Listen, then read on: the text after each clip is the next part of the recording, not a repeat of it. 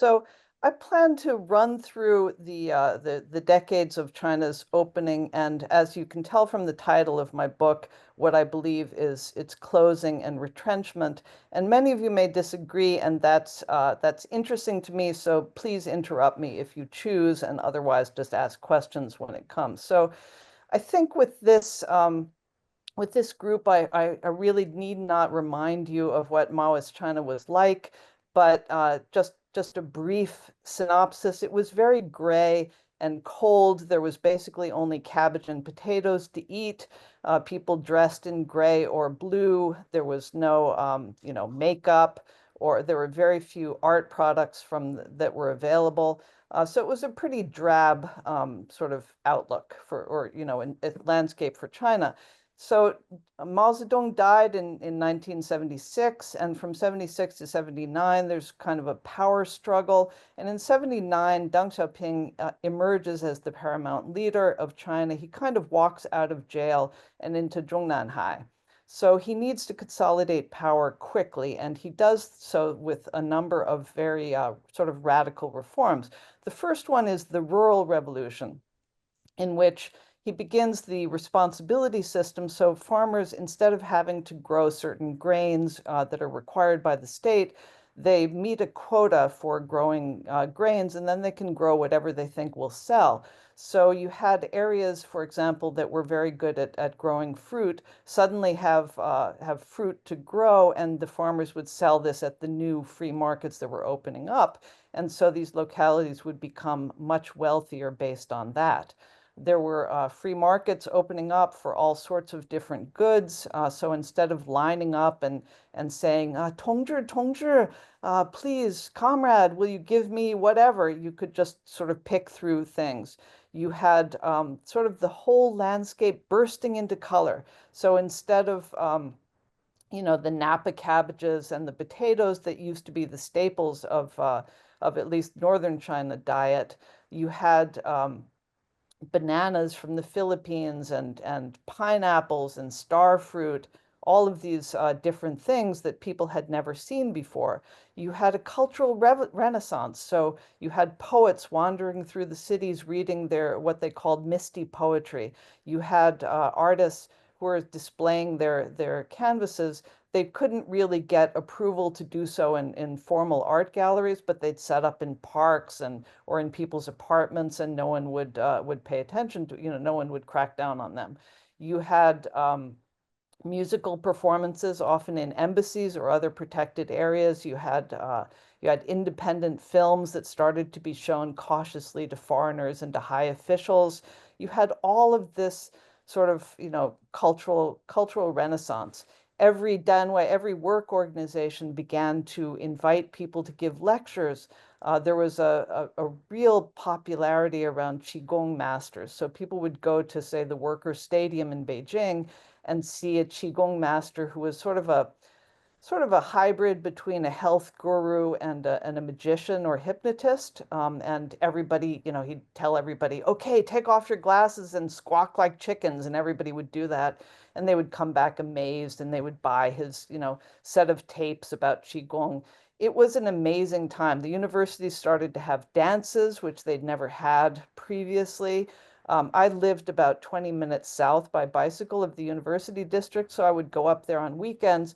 And as soon as I'd walk into one of these dance halls as a white person, everybody would pull back and start clapping and say, disco, disco. And I'd have to like frug around and pretend I knew how to disco dance. So there were naturally some side effects to all of these changes. One of them was fast inflation in China. Another was the circulation of new ideas and sort of a coalescence of the idea of wanting to share power with the Communist Party. All of this culminated in the Tiananmen protests of 1989. And everybody participated in these, whether it was government officials or state-owned enterprise staff or just people who were on the street committee or lived in the cities. Students, housewives, everybody participated in these things, and it looked like it was going to really change things for China. At the same time, this started in April and went until the end of May. And during this time, Mikhail Gorbachev was visiting Beijing, and the Chinese Communist Party leaders who were escorting him around were very embarrassed by these sit-ins, and they decided that they had to sort of take control of it. And so, as everyone knows, on June 4th, 1989, they shot protesters who had left the square, and anywhere between, say, 300 and 3,000 people were killed in the crackdown.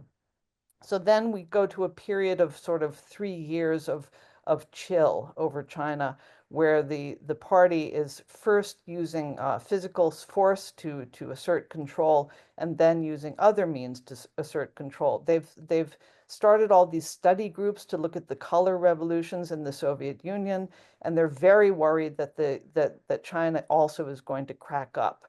So they decide to seize control and themselves drive the process of reform. So the first thing they do is what's called the Golden Project. So they direct capital investment into all sorts of IT systems to sew the bureaucracies together in China so that they had better visibility over customs, over tax, over security, all of these different things, airline control, the banks. Next, they free up labor. So in 1995, they have a labor law, which allows people for the first time in 40 years to leave their places of employment at will and to seek employment in other places. So all of a sudden, you have 300 million people moving around the country and trying to find jobs in the export-oriented industries, principally. You have the restructuring of the army. So prior to 1988 or so, you had the army supporting itself with its own companies, its own farms, and so on. Deng Xiaoping wanted to professionalize the army. He demobilized about 1 million people, and he required them to cast off these companies.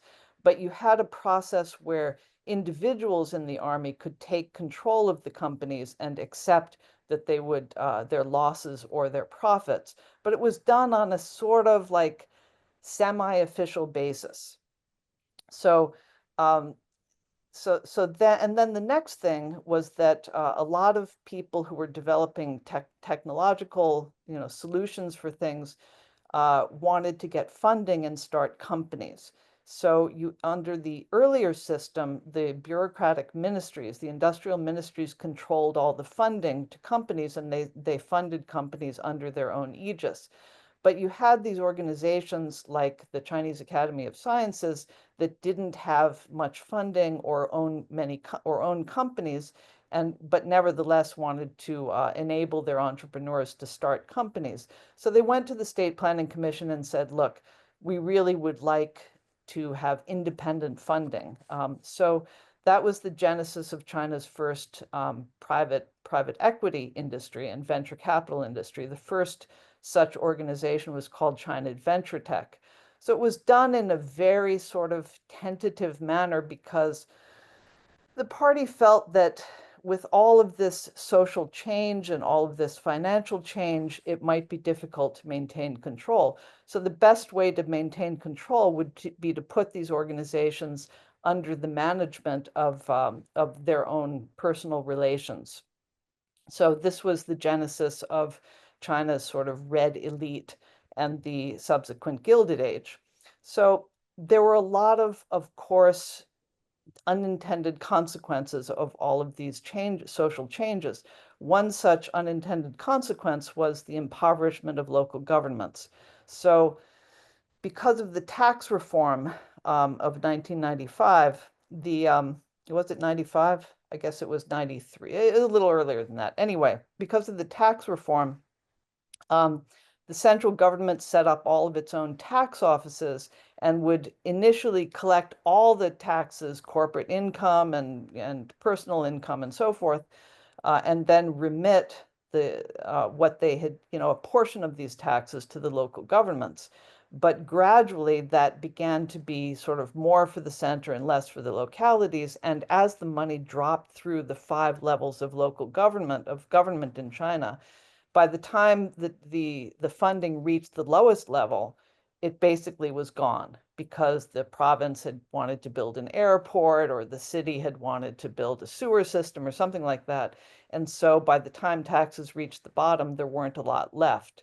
So local governments became impoverished. And in 1998 or so, local governments with the State Development Bank figured out this solution where, oh, well, local government officials control land. They technically own all the land in China. So why don't we collateralize the land and then use that to borrow money from the banks? So all of the local governments started to do that. And they developed this second budget for capital construction, which was funded with with these loans. So they would set up these companies that were dubbed local government financing vehicles that were technically, sort of technically private companies under the management of the local government that were funded with these loans. So you started to have money for all sorts of infrastructure development locally. So you had this, and the other thing that happened was in 1998, in an effort to free up state-owned enterprises to focus on their business, the government sort of released them from their obligation to provide a lot of social benefits, and one of the key benefits was housing. So state-owned enterprises sold the housing that they had previously provided for free to their employees at a very low price, with the requirement that the employees hold the housing for 5 years and then they could resell it. Then the central government became concerned about the development of agricultural land for commercial purposes. So they set up an auction system and constrained the supply of land. So you have one, greatly increased demand for housing because of the privatization. Two, an influx of capital. And three, a constriction on available land. All of this goes together to create sort of the mother of all housing bubbles, property bubbles. So then all of this money floating around in the hands of people who really have not, don't have any experience in managing capital and have a lot of bureaucratic control over where capital can be directed. I mean, you have people like, Deng Nan, who is Deng Xiaoping's daughter, able to call up the head of the construction bank and say, "Hey, I want you to give loans to this golf course in Hainan that we're building." So naturally, banks directed capital into a lot of projects that didn't pay out. And then in 1998, you start to get defaults, uh, coordinated with the Asian crisis in general. But once they began to look at those defaults in the system, they realized, oh my God, something like 40% of bank assets being loans are not going to be paying the banks. So the banks are in crisis. So they spent 4 years recapitalizing the banks. The solution was something called the asset management company, where they created one asset management company for each of the four major banks. And those AMCs took the bad loans out of the banks. The government, through various strategies, recapitalized the banks. And then you have sort of an orgy of capital pouring through the economy because the banks are again released to lend, and you have all of this money creation. At the same time, 2001, China enters the WTO and exports surge. So you just have money pouring in. You have this valuation explosion in companies. You have a mandate to invest the money. And so you get all of these sort of excesses, like replica cities, for example, as I was just chatting with Rick about. So local governments, they're a key strategy for creating land development by local governments was to move the government seat out to some suburb so that then you could pull all the employees of the government out to live in that suburb, and you could change the designation of the land locally and you could redevelop it. So a lot of these government officials, in sort of thinking about how to develop the land they were leaving, didn't really know what to do. So they look abroad and they think, well, if we recreate, the look of Manhattan, then probably we'll have a financial capital like Manhattan, or we recreate Paris and we'll have something very culturally exciting. So they created all of these replica cities. You see in my background here, Little Paris in the middle of rice field in Anhui. I've been to probably three little Hong Kongs, several little Manhattans. There's a Kremlin. There's a British village on the Thames. There's outside of Tianjin, there's something that was called Little Florence that had people like poling the gondoliers poling boats around, wearing striped shirts and those hats with little tassels and things. But then somebody must have told them that Florence is not the right city, that it's actually landlocked, so they changed it to Florencia. Um, so you had all of these replica cities. You have this, the property bubble just gets bigger and bigger and bigger. Meanwhile, in 2002, the China wins the right to host the Olympics in 2008, and the bureaucracy goes into overdrive trying to manage this. They feel that it's their coming out party, that the international world will all be looking at them, and you can hardly overstate how stressed it was. So in every town around China, you have this like public speaker system where they used to give announcements and lead calisthenics in the morning and things like that. And they would announce every tick of the Olympic preparations on these systems. They would have like countdown clocks in every town. They would have everybody was encouraged to sort of, put on their best outfits and invite business in because it was important for the Olympics. It became a major, major national campaign. So in the middle of all of these preparations, China kind of missed the signs in 2007 and early 2008 of the brooding crisis. Signs being weakening of exports, lowering of prices for IT products, and so on and so forth. So then comes and I'm trying to speed, but feel free to stop me anytime. So then comes the sort of international global financial crisis of October 2008. And the leaders are sitting in Zhongnanhai and watching their TVs, and they see Lehman Brothers and they see the stock market crash, and they're worried that the banks are not going to be able to come up with cash for their depositors, and they're just terrified. So they think, we've become too dependent on the international world and on exports. We have to generate demand domestically and become completely independent of the international world. So they come up with this massive spending plan, and they go out to the localities and they say, give us all, what did I just do? Give us all of your projects, and we will approve them, and we want you to build infrastructure. So everybody submits these projects, and the national government in rapid succession approves them, and you have this, and the national government originally promised, I forget how much, like 300 billion US in fiscal spending on these. They ended up not spending this money, but instead the banks sponsored, I think, 3 trillion US dollars, something on that order. I forget.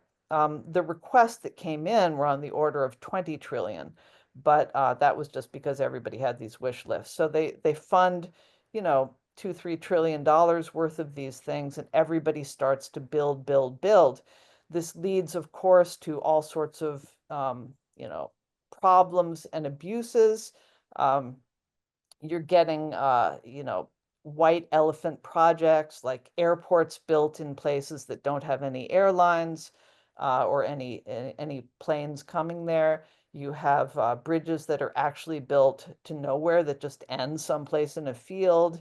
You have rail lines that are built to a speed standard that the locality cannot support. So, for example, between Beijing and Tianjin, which is a short ride, the acceleration and deceleration cycles are each 10 minutes. So you only get 5 minutes at the top speed of that rail line. You get all this sort of thing. You get more of these replica cities. You get more housing bubble. And all of this goes on, but in a somewhat strained way, kind of bumpy for the next several years. You have a few hiccups. The real estate looks like it's going to collapse in 2012 until the government pours money into it again. It looks again like it might collapse in 2015, and the government comes up with a new stimulus. And then you come to COVID. So at COVID, the government sort of closes everything down. I think over this period of expansion and the creation of these billionaires who have a whole lot of new political authority and power, people have become disillusioned with democracy and capitalism, and they start to think, maybe the control of the Communist Party is not a bad thing after all. At least some people think that, and and they begin to the Communist Party, closes down the country for COVID. A lot of people in less controlled areas, rural areas, and overseas think this is probably a good thing. Look how well China is controlling COVID. The announcement of deaths from COVID over 3 years, I think, came to about 40,000 people. In reality, people think maybe 1 million people died, but fine. There was the perception of great social control. There was, of course, unhappiness in a lot of cities that were closed down and that had their services disrupted. So you had this close down of the of the system, and then in 2021 you have a collapse of the housing bubble, bursting of the housing bubble. It happened largely because the regulators did kind of a small thing and they didn't think it would matter so much. They wanted to direct fewer government loans toward the property sector. They realized the property sector was in a bubble, and it ended up kind of crashing the sector. So you had this situation where about 90% of property was being funded by pre-sales. That's when you promise that you're going to build an apartment and you pre-sell it to somebody and you say, well, in 18 months or in 2 years, this will be finished and then you can take possession. People were very happy to do this because property prices were rising so fast. They figured by the time they'd take possession, it would that they'd be getting more money. But when the government stopped pre-sales, it meant that funding fell apart for the sector. So you had a reduction in property sales and new building, and then Evergrande in August, after a month after that event, defaulted. Rick has reminded me that I'm out of time here, but the point being that China now, having coming off these decades of expansion, dealing with this property crisis and new bad assets, is trying to figure out how the Communist Party can maintain control in this situation. So why don't I have more to say, but why don't I just stop there?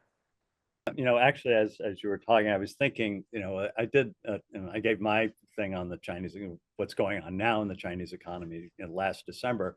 And ideally, we would have flipped these because you really have set up the situation in a way that it gives I guess it gives the people in power more sort of credit in a way, because they're dealing with a mess that didn't just happen over the last 5 years or 10 years, but this has been building up almost from the very beginning. I mean, how many recapitalizations do you think there have been in the last 30 years? Well, there's only been one major recapitalization of the banks, but these stimulus events have occurred at least one, two, three, 4 times, where they've just poured money into the economy. And over time, I would say that the increase in the money supply in China has averaged probably 20%, 15 to 20% growth per year, which when you consider, an average growth of, let's say, 8% in the economy creates a lot of excess, right? Mhm. Um, so, was there a time, was there a magic moment maybe when Zhu Rongji was at the helm, when China could have been set on a more sustainable growth path? Yeah, the original sin I think was 1989. So the opening of the economy created a demand to share power and to share economic as well as political power. That should have happened. But the Communist Party was very concerned about maintaining control. Initially, because of the massive capital investment and the social changes, people didn't really notice it. But that essentially was the problem. When you leave control and money in the hands of a few bureaucrats in Beijing, you create a lot of, you generate a lot of problems. And one of the major problems is that less GDP goes to individuals and families in China than in most countries, in most developed countries. So, of course, when you have a small leadership, there's a lot of interest in having a lot of production and a lot of the production go into the hands of the state. That, of course, is not the best thing for economic growth. Right. I mean, in fact, the share of GDP that goes to consumers is down, 20 percentage points, I think, in China itself over the last 10 years. I'm waiting for questions through the chat. Denny Roy started one. I don't see, it hasn't come See a through. hand up there, so maybe Okay, yeah, all right. Jody? Thank you. So I'm just curious why going to China for the last 6 years, I'm blown away by the people. And I just took 10 people on a tour and I asked them, what is your experience? And from every single one, their experience first that they reported on was the downregulation of their anxiety. So you're talking a lot of it sounds very doomy, but in a country of 1,400,000,000, there's a a sense of peace and calm and possibility, which is the opposite that what I experience in the United States. So and also the people's trust that I talk to is around a sense that, they're willing to, even the ones that were upset, in Shanghai around the shutdown, there's a sense of trust that we don't have in the United States. There's a sense of possibility. I mean, just for me, I get nourished by knowing that many people on the planet have that much of a lack, that have that much lack of anxiety in their beings. Even Let's try to keep it to a okay. Okay, so I'm just curious why you don't talk about the people and the effect of all of what you just said on, creating a culture of kindness, care, support, and possibility. Gosh, well, I have nothing good to say about the United States or its governance, but that isn't our topic here, and I don't think it's the appropriate comparison. Um, I guess I disagree with you. I think that in the 1980s and 1990s, there was a lot greater sense of possibility and social mobility. Now people feel that they have many fewer options. They're anxious about their futures. Let's just put it this way. You don't find a lot of people trying to emigrate to China, and you do find a lot of people trying to leave China. So I would suggest that that contradicts your point a little bit. I can't speak to the mood of 1.4 billion people, but I'm also a bit skeptical. Yeah. Yeah, and there's I mean, quite a bit of has been written about the lie flat generation, the disillusionment. Anyway, but let's move on. Actually, this is sort of an interesting question. And your specialty is technology. Can AI help transform the Chinese economy? Can it be used to change the governance, change the way it operates, or is it just a tool, not something that could actually have significant impact. Well, I would say two things to that. The first thing is that I think that we've learned from the internet that technology is not itself liberating or constricting. It's kind of like oxygen on a fire that already exists. So whatever tendencies that you have in that economy tend to be accelerated and amplified by technology. Um, as for the other thing I would say is that I think that the problem in China with economic and technological development is the governance system, not the actual technologies, and that affects AI as well as everything else. So it's very. I don't think that you can create a technology, whether it be AI, EVs, batteries, solar, anything like that, that or semiconductors right now that reaches escape velocity. I think instead you're constrained by the government's effort to commoditize technologies, make them more, promulgate them, invest in them, and make them less innovative. So I don't have a ton of hope for Chinese AI. Yeah, I mean, one of the big problems has been, there's a lot of money being invested in technology, but it's still being controlled by and large by the center, by bureaucrats. I mean, there was that whole thing in Tsinghua University's semiconductor company. And a lot of it is wasted because it's being allocated by bureaucrats instead of by the market. Is that a fair? That's true, and I think also the information environment is very relevant to AI. So if you have a country that controls information flow, it's much more difficult to access the data sets to train AI. Yeah. That's been a big problem there for quite a while. Denny Roy says, there's this long-standing struggle of China to get out of the middle income trap, and that the standard solution, so most economists would say, is to stimulate domestic consumption, but she seems unwilling to do that for ideological reasons. Is it his opposition to what he calls welfareism, or is there something else going on here?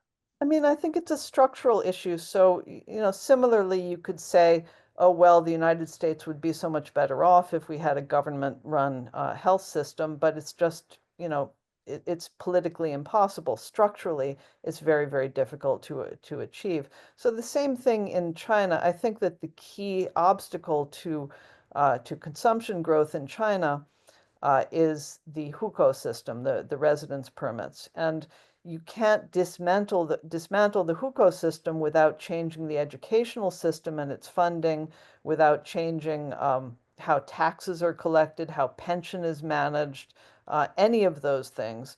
And so it's just a monumental task. The people think of consumption as just like buying stuff, but it's way more than that. It's spending money on health care, on finance, on travel, on all sorts of things for the quality of your life and your future, which Chinese people are unable to do. Yeah. Chris Cooper asked the question of the hour, which is with President President-elect Trump promising to impose severe tariff increases on our trade with China. How will that impact the Chinese economy? How do you think they will react to that? Well, first of all, I think that the policies will modify a lot. I think that Trump, as we all discuss, is highly transactional, and so is very interested in raising major threats in order to create openings for compromise. Um, I think that China, though, Xi Jinping is very focused on what he thinks will save the Chinese economy, which is investment in high-tech industries. Actually, I think those are a very small part of the economy and will not save China overall. But I think that the reaction will be to double down, spend more on semiconductors, AI, and batteries. Huh.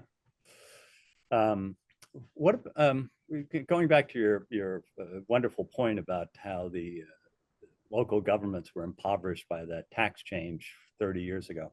What lies behind that? I mean, is it a traditional Chinese fear by the center of the local officials getting too big for their britches? Is there some basic fundamental reason why they don't allow sufficient taxation at the local level? Well, I mean, they restructured taxes because they were before 1995, they had to engage in these, laborious and lengthy tax negotiations with localities. Shanghai, you've collected this much money. Will you give me 25% of it? You had the problem of localities hiding a lot of their tax revenues from the center. So they just decided, you know what, let's make this transparent. Let's collect everything. The problem is what they also should have done was restructure the government so that it no longer had five levels. And when you deliver all of the tax, the tax revenue due to localities to the top level at the province, and then it has to drop through three other levels, by the time you get to the bottom, there's nothing left. Mm. Um, so again, sort of alternative history thing, but do you think China's economic situation now would have been different had Xi Jinping not both been selected to be the leader, but also then consolidated his power to such a great degree? No, I really don't. I think that this was inevitable for China. I think that Xi Jinping has the reputation of being a strong man and totally in control. I think that actually he's not really that capable a leader. Um, but China was going to have stronger party control no matter what. They might not have had a 3-year lockdown. There would have been some differences, but I think ultimately this would have happened. How you're still very closely involved with the American business community. Your clients come from that world. How are they seeing things in China right now? Are they is it decoupling? Is it is it a general trend, or is it just sort of anecdotal stuff that we're seeing on the outside? China is amazingly toxic, and it swung way in the opposite direction to 1990. So I think that there's a lot wrong with the way the United States dealt with China and the way other Western Europe dealt with China in the 1990s. But now the whole attitude has changed 180 degrees. You can't even mention China. Part of this is due to the amount of fraud that was committed by Chinese companies on US exchanges. Um, but there's a great suspicion that I think is grounded in a lot of racism too. So China has become sort of a no-go for any business or investment organization. Yeah, and I assume there's a certain amount of fear of legal repercussions. I know a few people myself who have left because they were, in fact, who've left Hong Kong at this point. Um, Going back to the your description of hukou, Melissa Croteau wonders about the impact of this sort of not so much illegal worker uh, migration, but sort of the undocumented. How how has that affected China's economic growth? I mean, you said in order to solve the domestic consumption, you have to regularize. I assume that's what you mean. You're trying to regularize these people's status. Is that a fair? That's right. I'm not sure what you mean by undocumented. Well, I mean, they don't, they're allowed to live in a city, but they're not allowed to have their children there. The whole hukou thing. Right. Well, that's the problem. A lot of cities say that they're getting rid of hukou and allowing people to buy apartments there, but it doesn't mean that they can educate their children for free. It doesn't mean they can access public health care. It doesn't mean they can have their pension there. All sorts of and they can be disenfranchised at the drop of a hat. So it's really a big problem for the countryside. And cities are loath to give up this benefit of having had, half their population for the last 3 decades be migrants who didn't, who worked for them, but didn't use benefits from their locality. So this is part of the reason why Shanghai and Guangzhou and Beijing became so wealthy. What impact has did Xi Jinping's sudden removal of all COVID restrictions have on the Chinese economy, and psychologically as well as from a fundamental economic point of view? Less than expected. People were expecting a really sort of an explosion of consumption, but the lockdowns had not included a lot of subsidies to families, and so people and a lot of people lost their jobs. And so they were very concerned about husbanding their resources and not spending too much. So there was a little bit of enthusiasm around restaurants and movies and to some degree travel, but for the most part, people were pretty cautious. Mm-hmm. Yeah, in fact, I've read in places that some Chinese are even more cautious because of the suddenness with which the policy change was made. So when's the next one? So if you're if you have a small business, or you're not going to spend a lot of money, you're going to be saving up for the next possible shift. That a fair. Exactly, because you feel like you just don't know what could happen. Um, so let's see.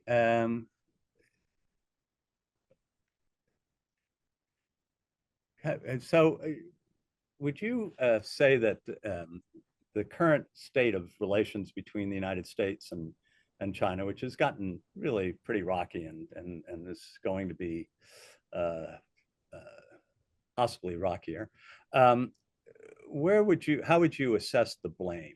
Is it China's fault? Is it America's fault? Do we just not understand them? Are we trying to suppress them?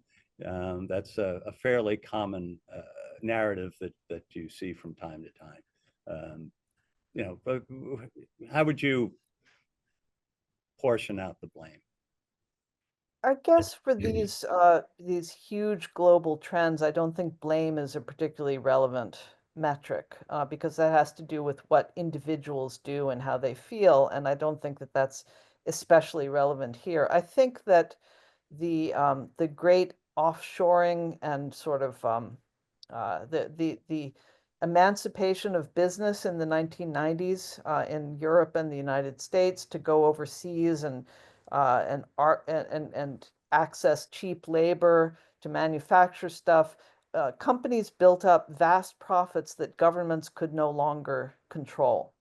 And this, I think, you can say it's the fault of the West. You can say China was the partner in doing this. Somehow it all worked together to create a situation in which capital has broken free of regulatory constraints, and now we have the buildup of, huge billionaires who basically are not controlled by governments. You have whole systems of government, tax-free locations, hundreds of them around the world where companies can set up.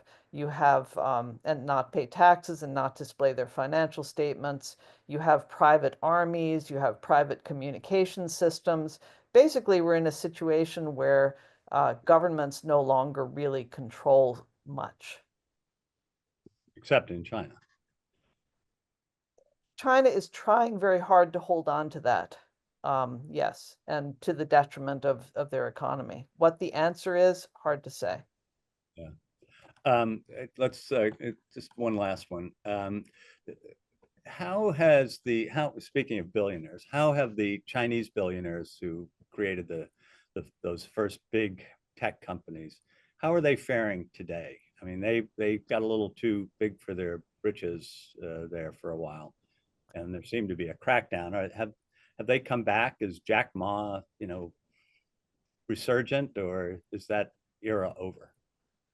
Well, there was a lot of concern about these private fortunes because, as you know, in the West, money brings you political power, and political power brings you money. In China, it's unidirectional. So political power brings you money, but they don't want money to bring you political power. So I think in particular when Jack Ma met Donald Trump before Xi Jinping did in 2016, at when in 2015 when Xi Jinping watched these billionaires buy assets overseas and move their money out, he became very concerned about the sort of Donald Trump phenomenon and tried to repress these individual entrepreneurs. I think that people have become very anxious and are moving their personal status to Singapore or other countries, moving their fortunes to the extent possible.